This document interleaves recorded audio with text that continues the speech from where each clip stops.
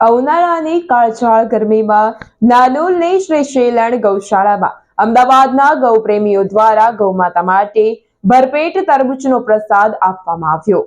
થરાદના નાનોલ ગામની શેણલ ગૌશાળાની ગૌમાતાઓ માટે ગામ લોકો સૌ ભેગા મળી સૌના સાથ સહકારથી આ ગૌશાળામાં ગૌસેવાનું ઉત્તમ કાર્ય થઈ રહ્યું છે।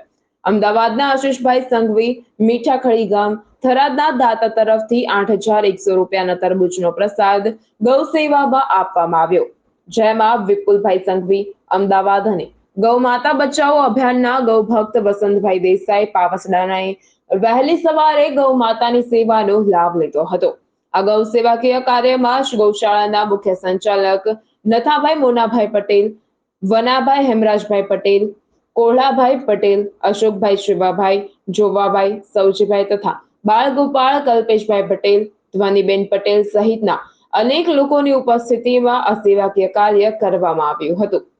અને વધુમાં વસંતભાઈ દેસાઈએ જણાવ્યું હતું કે અત્યારે ઉનાળાની કાળઝાળ ગરમીમાં જ્યાં પણ ગૌ માતાની સેવા થાય છે ત્યાં આપણાથી બને તો અનુકૂળ સમય પ્રમાણે આવા સેવાકીય કાર્યમાં સૌએ સાથ સહકાર આપવો જોઈએ, જેથી કરીને આપણું અમૂલ્ય ગૌધન બચી શકે અને આપણે આવનાર યુવા પેઢી ગૌ સેવા તરફ વળે।